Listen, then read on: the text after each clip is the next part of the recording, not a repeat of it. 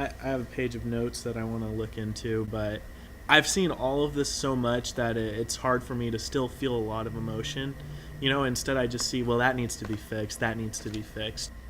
A lot of it's timing stuff. Like, I want to tighten up a few lines or just a few black spaces that feel a bit too long, maybe. So I was trying to find motion in between in the insert shots that kind of keep it moving a bit more. The whole idea with Greg was that he was moving forward towards fatherhood. That's what we were originally planning for it.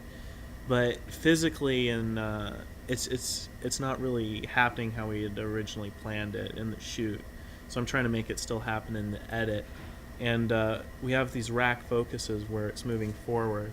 And so I kind of got the idea maybe to use that for the movement and transition it into the more stagnant portions where he's just sitting there in the frame. One of the things I didn't quite like was the transition to the running trail, which is something I was struggling with yesterday. It just feels a little forced to me with the train and I don't know, I just don't like something about it. I have to mess around. I don't know what it is exactly. It just doesn't feel right.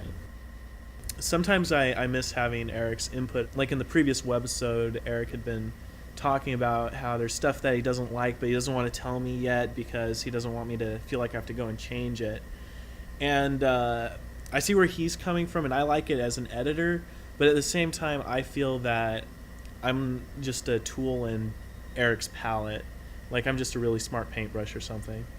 I think it's a unique point of view that I have because, like you said, I don't think most editors consider that, but he just has the final say. I don't want the final say because I think that should be Erik's call. I give my creativity to the project, but in my mind, a film needs a director that's involved in all aspects of it, and when it comes down to it, I'm just a tool for Erik. And if he doesn't like what I've done, then I need to fix it so that he likes it. It's not that I don't think my part's important in the process, because I do. I don't think Erik would have edited it quite like this, but Erik and Dan wrote this. They based it off their experiences, and their experiences may be different than mine. And when it comes down to it, in my mind, it's still Erik's film. It's not my film. It makes Mark's story really stand out, and it really focuses on him, and right. That's how. And it puts the viewer like in his shoes. In his shoes, yeah. Like he's talking to this kid that won't even respond to him. Yeah. And I think we've all been there. It's almost, you get a sense of isolation without Bobby responding to him. You can see how he feels isolated, yeah. Which I like a lot. What I think is amazing is the story that you brought out of this, and Erik's not even here. That's what I think is truly amazing. It's truly a filmmaker at work. You didn't just edit and shoot this. There's more. You definitely have a hand in creating it. That's true. And I definitely see that on screen, your hand. And it's great. I hope so.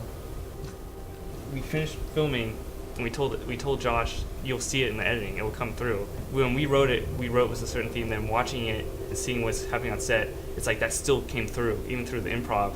And it's like, it just came through in the edit again.